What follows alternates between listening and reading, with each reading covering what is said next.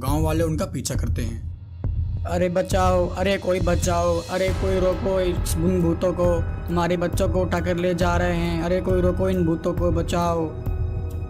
तभी छोटू नागराज त्रिशूल निकालकर चुड़ैल को मारते हैं। बहुत समय पहले की घटना है। सुंदरपुर नाम का एक छोटा सा गांव जंगल के बीचों बीच बसा हुआ था। सुंदरपुर गांव एक सुखी और संपन्न गांव था। गांव वालों को कोई भी दुख नहीं था। वे हंसी खुशी अपना जीवन यापन कर रहे थे, पर उन्हें क्या पता था कि उनकी यह खुशियां कुछ ही समय की हैं, क्योंकि गांव पर एक बड़ा संकट आने वाला था। एक रात जब सभी गांव वाले सो रहे होते हैं, तभी अचानक आसमान से उड़ते हुए दो भूत गांव में आते हैं और गांव वालों को गहरी नींद में सोता हुआ देखकर उनके बच्चों को उठाकर ले जाने लगते हैं।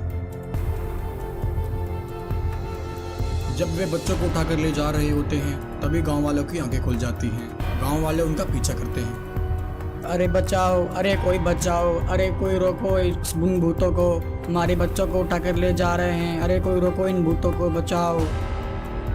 पर गांव वाले ज्यादा देर तक उनका पीछा नहीं कर पाते हैं और हार कर गांव वापस लौट आते हैं। अगले दिन सुबह यह खबर पूरे गांव में तेजी से फैल जाती है। गांव वाले इस पूरी घटना के बारे में गांव के सरपंच को बताते हैं। गांव वालों की बात सुनकर सरपंच कहते हैं, गांव वालों, इस समस्या का समाधान तो सिर्फ साधु बाबा ही कर सकते हैं। हमें उनके पास चलना चाहिए। ऐसा कहकर सभी गांव वाले साधु बाबा के पास आ जाते हैं। साधु बाबा को गांव पर आए हुए संकट के बारे में बताते हैं। साधु बाबा हमारी रक्षा कीजिए। कल रात गांव में दो भूत आए थे और हमारे बच्चों को उठाकर ले गए हैं। हमने उनको रोकने की बहुत कोशिश की, परंतु वे घने जंगल में चले गए। अब आप ही हमारी सहायता करें। गांव वालों की बात सुनकर साधु बाबा कहते हैं, गांव वालों, इस समय मैं अपनी तपस्या में व्यस्त हूँ। मैं इस समय तुम्हारी सहायता नहीं कर सकता, परंतु इस समय छोटू नागराज तुम्हारी सहायता कर सकते हैं। इतना कहकर साधु बाबा अपना ध्यान लगाते हैं और छोटू नागराज को बुला लेते हैं।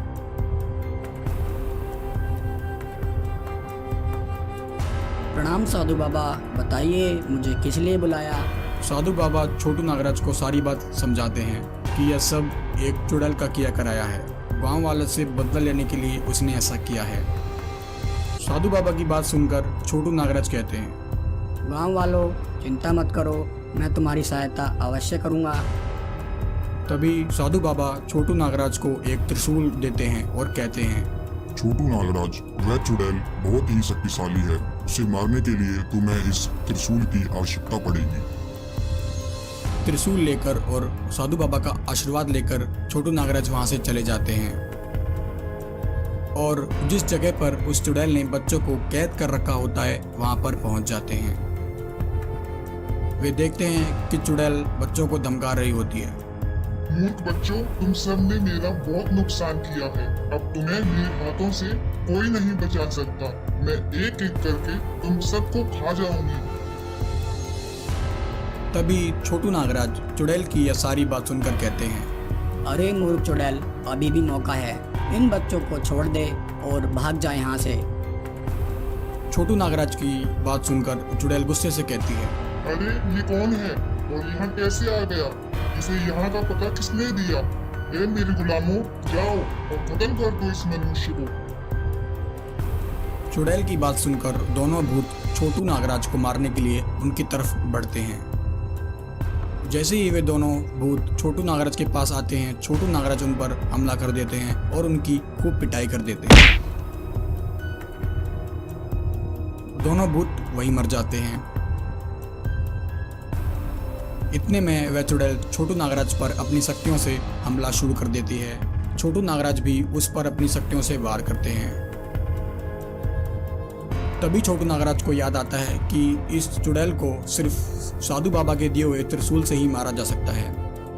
तभी छोटू नागराज त्रिशूल निकालकर चुड़ैल को मारते हैं। त्रिशूल लगते ही वह चुड़ैल एक दर्दनाक मौत मर जाती है। चुड़ैल के मरने के बाद छोटू नागराज सभी बच्चों को लेकर खुशी खुशी अपने गांव वापस आ जाते हैं। तो प्यारे दोस्तों, ऐसी ही और मज़ेदार कहानियाँ देखने के लिए आप हमारे चैनल को सब्सक्राइब कर सकते हैं। वीडियो को पूरा देखने के लिए आपका बहुत बहुत धन्यवाद।